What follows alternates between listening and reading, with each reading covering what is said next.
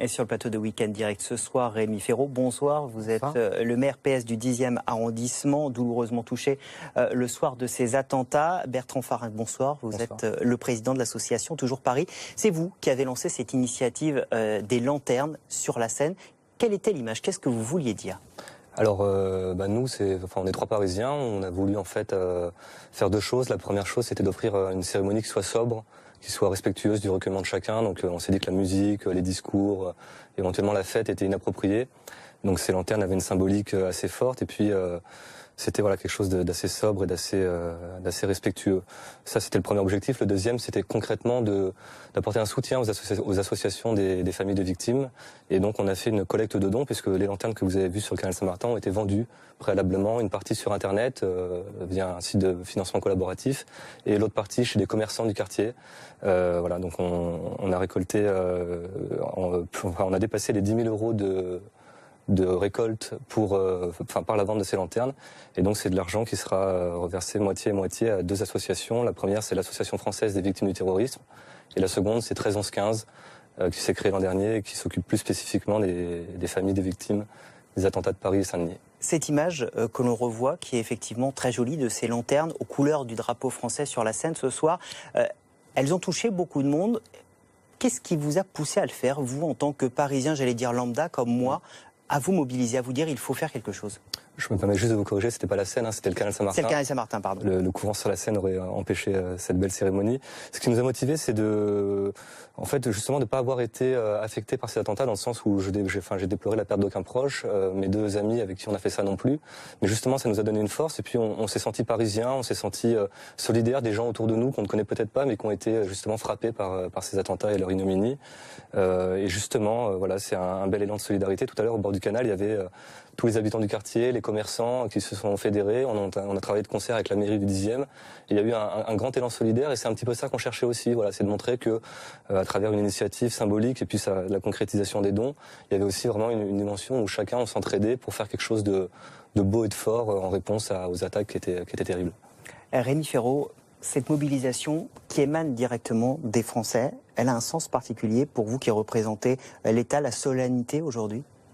Oui, en tout cas dans le 10e arrondissement, mais je crois largement au-delà.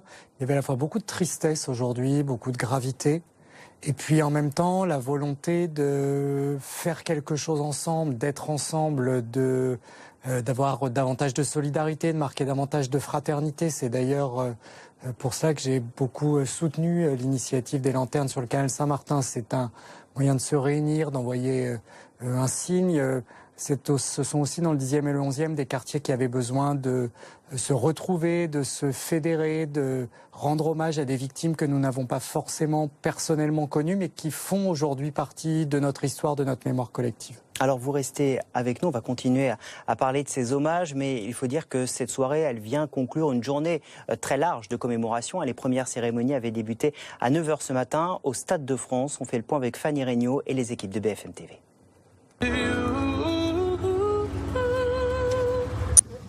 Une à une, sur une chanson choisie par la famille, les roses blanches sont déposées en dessous de la plaque commémorative.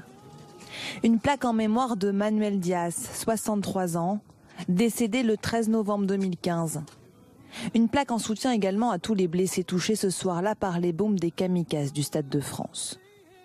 Le recueillement est intense. Devant l'Assemblée, le fils de Manuel Diaz prend la parole. Je dîne au restaurant quand l'écran de télévision au fond de la salle affiche soudainement un bandeau. Explosion au Stade de France, un mort. Je me dis, heureusement, il n'y a qu'un mort. Mais à cet instant, je suis loin de m'imaginer que cette seule première victime, c'est mon père. L'objectif, c'était de dévoiler la plaque et puis, pour moi, de dire quelques mots qui me semblent importants de tolérance, de l'importance de continuer à vivre en liberté et sans peur. Présente également des victimes blessées au Stade de France le 13 novembre. Pour certains, c'est toute cette soirée d'horreur qui est vécue à nouveau aujourd'hui. Je vais vous promettre une chose, je ne resterai pas en foot. Je me battrai pour mes enfants, mais je me battrai aussi pour montrer que la France, elle est forte et qu'ils m'ont pas mis par terre. Voilà. Un peu plus tard dans la matinée, d'autres plaques sont dévoilées dans les lieux touchés par le terrorisme. Aux endroits des fusillades, les noms de chaque victime sont énoncés. Alva Berglund. et résonne dans les rues de Paris, Chloé Boissy, anormalement silencieuse. Asta Diakité. Même chose devant le Bataclan. 90 noms d'un coup qui rappellent le cauchemar de cette nuit. Lola Ouzounian, David Perchirin. La foule émue se recueille. Là aussi, de nombreux rescapés ont tenu à assister à ce moment. Je ne pensais pas que ça allait être aussi dur, mais je suis content d'être présent et de me recueillir, parce que mon nom aurait pu être sur cette plaque. Les plaques commémoratives des victimes feront désormais partie de Paris.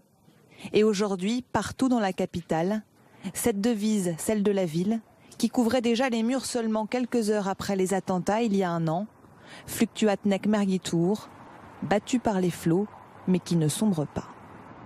Rémi Féraud, maire du 10e arrondissement, ces plaques, on l'entendait à l'instant, feront partie de Paris. Ces attentats font partie de Paris. Est-ce que vous ressentez dans les quartiers touchés, dans la ville de Paris plus globalement, l'impact encore un an après de l'horreur qu'on a tous vécue? Oui, bien sûr.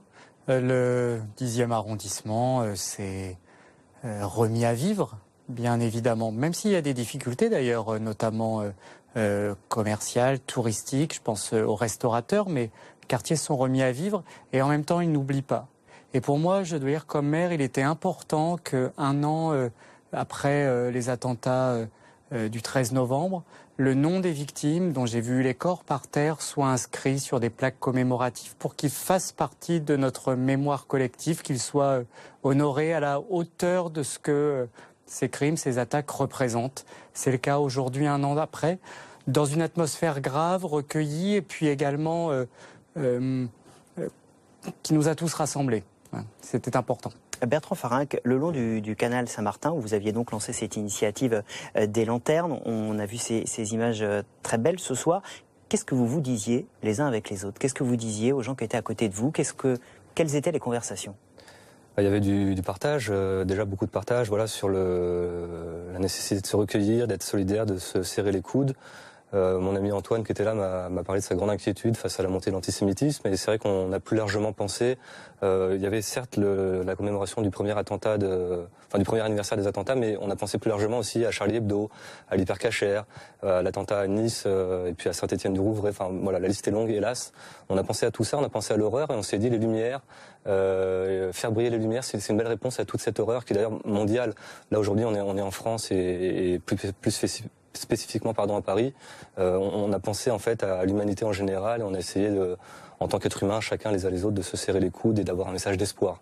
Voilà. Est-ce qu'on parle aussi de la peur, vous le disiez à l'instant, de l'antisémitisme, de la peur que ça recommence, de la façon dont on a peut-être changé nos habitudes tous aujourd'hui? Étonnamment, aujourd'hui, c'est quelque chose que j'ai pas ressenti personnellement. Après, effectivement, oui, il y a un mode de vie qui a changé. Alors là, on rentre dans l'analyse du post-attentat, et là-dessus, moi, j'ai pas la compétence finalement pour vous répondre. Je dirais simplement que voilà, ces petits messages d'espoir, ils sont déjà des réponses assez concrètes, assez impactantes aussi, parce que à travers l'aventure qu'on a vécue, François Guillem et moi-même, à travers l'association Toujours Paris et l'organisation de cet événement, on a eu beaucoup de chaleur, beaucoup d'humanité. Enfin, on a senti des choses assez intéressantes. Et si on a pu faire profiter de ça également à d'autres personnes, alors on est très content. Voilà, toute la partie analytique des attentats, etc. Je suis pas psychologue, je pourrais pas vous répondre, mais en tout cas, voilà, un message d'espoir, de sincérité, d'humanité, et ça, c'est assez intéressant. Ouais. Rémi Féraud, est-ce que vous vous attendiez à ce que ce soir, il y ait des gens Place de la République, qu'il y ait des gens au Bataclan, qu'il y ait cet élan populaire une nouvelle fois? Oui, je m'y attendais parce que je sais l'intensité de cet événement dans la vie de Paris. Je sais aussi que ces lieux sont devenus des symboles, et c'est important que la Place de la République, d'ailleurs, nous avons voulu inscrire avec un arbre, une plaque, un hommage aux victimes du terrorisme, en particulier de l'année 2015. Donc c'est important que les gens puissent s'approprier ces lieux, et que l'hommage ne soit pas seulement un hommage des officiels, mais aussi un hommage populaire des Parisiens, et qu'il se poursuive dans le temps, qu'il continue à vivre. Je sais que ce sera le cas. Comment on fait, question à tous les deux, pour réimpulser la vie derrière, l'envie de faire la fête, l'envie pas d'oublier, mais l'envie de se dire on va poursuivre pour ceux qui sont partis? Moi, je serais tenté de dire qu'on organise des cérémonies des lanternes, parce que typiquement, on a travaillé de concert avec la mairie, avec les commerçants du quartier, avec les institutions, la préfecture, voilà, la maréchaussée. Et puis nous, au départ, on est 3 citoyens, on a rencontré d'autres personnes, des bénévoles, etc., qui nous ont accompagnés. Tout ça, c'est l'État, c'est la nation. Alors ça peut paraître un petit peu étonnant de dire ça, mais vraiment, voilà, c'est cet ensemble qui fait notre vie au quotidien. Quand on en exploite les ressources et quand on y croit, quand on se comprend les uns les autres et qu'on échange, il y a des belles choses et c'est pas un discours vaporeux. Voilà, c'est vraiment très concret. Donc moi, je peux qu'inviter les gens. Je sais pas ce qu'en pense Monsieur le maire du 10e arrondissement, mais à parler les uns avec les autres, à porter des initiatives, à avoir des projets, à se donner la main, parce que ça peut paraître un peu candide comme discours, mais il y a des réalités très concrètes derrière et humainement très très riches. Rémi Ferraud. Non, je partage entièrement et il y a des jours de gravité, d'hommage et Paris doit aussi rester une fête et le reste. Pour qu'elle reste une fête, notamment en matière de tourisme, parce qu'on le sait, c'est une question importante. On envoie, à chaque fois qu'on fait des cérémonies comme aujourd'hui, des messages à l'étranger aussi, des messages en disant « voilà, la vie continue, on est toujours debout ». Oui, et puis un message de fraternité. Plus il y a de fraternité républicaine, plus nous sommes rassurants autour de nous. Et c'est aussi un message très important que Paris et les Parisiens ont su envoyer depuis un an. Merci beaucoup, Rémi Ferraud. Merci Bertrand Faringue d'être venu ce soir sur le plateau de Week-end Direct.